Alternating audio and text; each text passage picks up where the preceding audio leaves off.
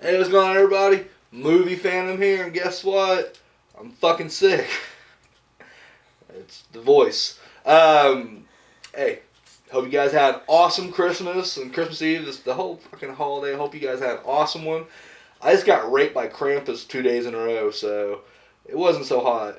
Then he gave me the flu, so it was even worse. Like, I don't want to get raped. I'm also fucking sick as shit. I don't think it's the flu. It's just a little bug going around. But either way, I got the bug. So, but yes. So hope you guys had a good time. I enjoyed my time away, but we're back, and yeah, time for the movie fans horror review. We're doing the original Fright Night and Scream 4. Alrighty, so this will probably be a short video, guys, and I apologize because I may get worked up on Scream 4, but so let's start with Fright Night, 1985, right here. You guys know the story already. You know, new neighbors move in. Turns out to be a vampire, Mr. Jerry Dandridge. And of course, Charlie's the only one that knows he's a vampire. He's seen some weird activity, and of course, he saw him with his fangs. And of course, nobody believes him. This movie is just a classic vampire movie. It's one of my personal favorites. One of my childhood favorites that I've just been watching forever. What's great is it's everything about this movie is just perfect. I mean, even when I watch like Evil Ed's performance, and I forget the dude's name. Fuck it. 976 Evil. What the fuck's his name? I'm blanking on it. Doesn't matter. Anyways, Evil Ed. I even want to try bashing for his performance, but it's just like, it's still good. Like, I don't know, there's something about this movie, it fits. Like, his weird performance is okay for me, so I let it slide. We also got, Marcy Darcy, or Marcy Rhodes. Amanda something, Bierce, that name. I can look, but I'm not going to look. Anyway, she's in it. This is before she got famous on Married with Children, obviously. And then William Ragsdale, that's his name, does great. Sorry, I'm medicated right now. NyQuil'd up. So, but yeah, he does perfect. How did he not blow up to be bigger? That's what I want to know. And then, of course, got Ryan McDowell as Peter Vincent, the fearless vampire hunter, which, perfect. Just perfect. Ashamed he passed, because I would have loved to see. I'm ashamed they didn't make a third one, because I would have loved to have seen these two guys continue.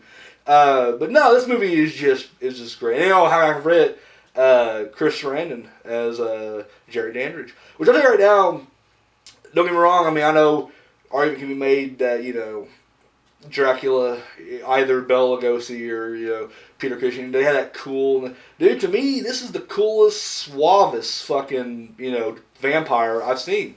Like, to me, this guy, I mean, everybody else tries too hard to be just cool and sexy and slick and just fucking... And, dude, it's like this guy didn't even try, and that's why it works.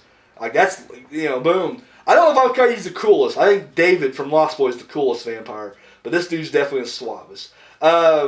No, I don't know. Like I said, I'm not going to go through it, blah, blah, blah. You guys know the thing. It's great. The effects are good, all practical. I love the, when Evil Ed, who is, he gets bitten and he, vamps out and he actually turns into a wolf. I love that whole sequence. Him getting, stuck with gets stuck and then he goes over the balcony and fucking transforms back to a boy. Just craziness. What the fuck happened at the end of that? Like, how did he still have the glowing red eyes and shit? Like, seriously. Everybody else turned back. You kill the head vampire, everybody goes back to normal, but somehow he didn't. And then the other thing is, what exactly was his name Billy? Billy Cole? Like the day watchman for, Jerry Dandridge? Like, because we were watching it, and Maya was like, what exactly is he? Is he a vampire? I'm like, well, no, he goes out during the day. He's not a vampire. He's the day watcher. And it's like, I don't know what the fuck he was. Was he just kind of, I mean, I don't want to say zombie as in the sense of, like, flesh eating, but he was something. He had green blood and shit. I don't know what. I tried to explain to her. I couldn't explain. I really had no answer. If you guys have an answer, drop it down below, please. But yeah, no, great movie. Just a classic. Here's my solution for the Fright Night franchise, because, they did two movies, the first and the second one, which I love both of them. And, fucking Melendez brothers, or Menendez, or what, the two dudes who killed their parents, they ruined our chances for a part 3. And so, fuck it. But they did a remake, like, a few years back. which I thought the remake was okay. It was not as good as the first two movies. I'll tell you right now, it wasn't. But it was still fun to watch. Like, it wasn't bad, and I would have loved to see that kick-started, but they didn't. They make Fright Night Part 2, straight-to-video sequel, but it wasn't a sequel. It was literally just another remake. It's a third remake. And it wasn't a bad movie either. I mean, it's a good story. And I thought I'd be sick of seeing that story over and over, but I haven't grown tired of it yet. I think we should do a Part 3. Erase the sequels. The remakes. Erase those two remakes they just did recently. Go back to the original. Get William Ragsdale and get the three kids. Get the three kids back.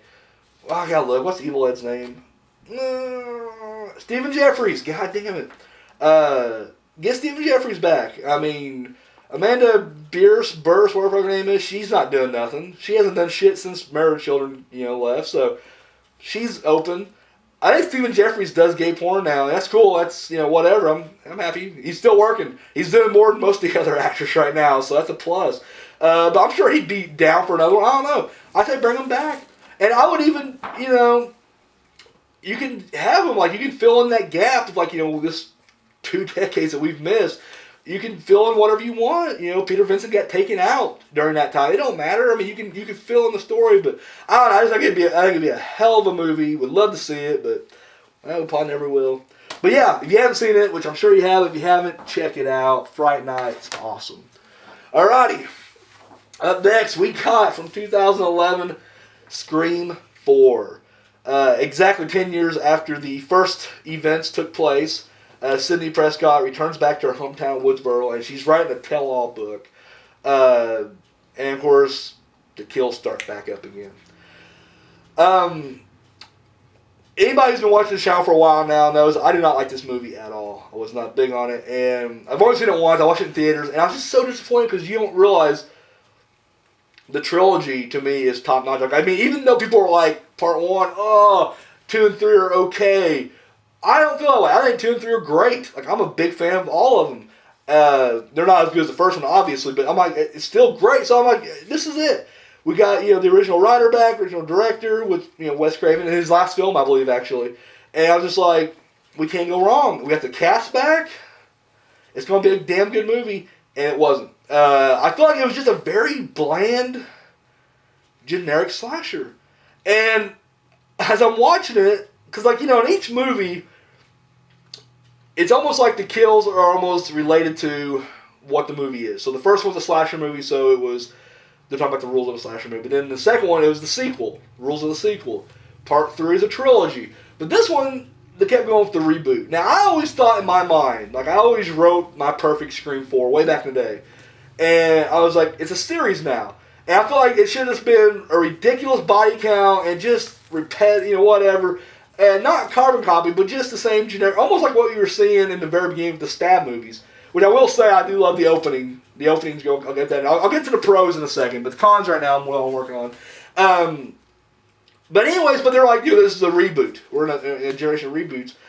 And all I can think of, in all honesty, is if they was aiming to make it just like a reboot, which most reboots / remakes suck, then they nailed it. They're like, yeah, we're going to make this movie really shitty and boring and just the same retreaded bullshit. Add nothing really new to it. And we got ourselves a remake. It's like, yeah, you do. Way to go, asshole. You made exactly that. Just a boring, generic retread of what we've already seen. Literally, this movie, I could go on. I'm not gonna lie, I'm not feeling great right now. I'll wrap it up. Pros, the opening, I do like the opening. I honestly felt like nobody looked like they was game to be back. And maybe it's just me, but I don't know, I just felt like, and I know this is like after the divorce of David Arquette and Courtney Cox, but there was no passion there. There was no chemistry between those two. And in all honesty, they should have split them up for the movie. What the hell's that? Holy shit, there's a ghost in here coughing? Holy shit. But there was just no chemistry between them, no passion at all. And it showed on the screen. It was really bad. In fact, I would have loved to have seen them split up, or whatever, and just remain friends. Like, yeah, it would have been, better for everybody. Neve Campbell, who's normally a hell of an actress, it really felt like she just did not want to be there at all. I feel like her performance is just really forced. And then you get all these kids. All these kids who, to me, there was nothing about hardly any of them that stood out at all. Not a single fucking one of them. And it just seemed like they were just, I don't know, one-dimensional. Like, at least in the original, and even in any of them, the trilogy itself, you know, you can always tell they're introducing new characters to kill them off, but it felt like they had more going for them. They were better written. They stood out as part of the cast. And these just felt like a bunch of bland fucking nobodies that I just didn't care at this point. I'm not going to give away the ending, even though I know you guys all seen it, but still, it's within that, I don't want to spoil it, time frame. But the reason is one of the dumbest fucking reasons why they would go. Of all three, I get it. I'm not say I agree with it and you shouldn't do it, but I get, Billy, his mother, fucked Sydney's dad or whatever and left because of that. I don't know, the mom, I'm sorry, I'm sick. Sydney's mom fucked Billy's dad, and then it made Billy's mom leave, and he's mad. And of course, the whole time we realize it's Roman, who is, the long-lost brother of Sydney, who's pulling these strings. These all are, credible reasons, Granted, in real life, you do, quit your fucking crying and move on, but whatever, it works. It's hard to even go down this path without trying to spoil it, but you just basically realize the reason that this person wants to kill is so they can become famous. They want to become the survivor and get a reality show. And you're just like, that, and it makes sense. That's this generation. And that's why I realized I didn't like it. I just didn't like it because it's just I don't like this generation. 99% of this new batch of kids, they are these people. They don't want to work. They don't want to do nothing. They just want to fucking do nothing and, reap in, let's get a reality show. Let's blow up social media and get famous that way. And when you realize that's your motive for killing all your friends and family, that's why you're doing it. I'm sorry. I'm just I don't really think that's the reason. I would have much rather if they got molested by a ghost face, someone wearing a ghost face outfit, they molest them as a kid, and then they went off to kill. That makes more sense to me. Just because you're I don't really want to get a job. Job market sucks right now. I thought I was just become a killer. And then I will pretend like I didn't do it, survive, and then get a TV show deal out of it. Fuck you. It was just so asinine to watch. Another thing I didn't like about it, I know I'm doing more cons than pros, but I didn't care for the movies, so suck it.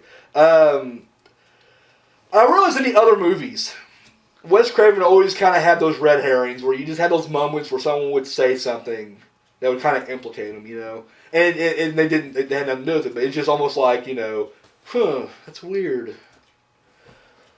In this one, they had two scenes back to back where it was just so fucking clear they're trying to be oh, this person's guilty of something. When the new Billy is in the new Sydney's room, I'm supposed to say new because I don't fucking remember the character's name. It's Sydney's cousin's boyfriend or ex-boyfriend sneaks in the window and they're talking. And they just have this scene, dude, the way it's lit, it's his face is darked out, he looks very fucking sinister, and you're just really? And it's just I don't know, it's just they made him he's the one, he's the killer. And then as soon as that guy leaves, and Sydney has this little heart-to-heart with her cousin, she walks out, and Deputy Hicks is out there, the girl, she was in fucking Grindhouse.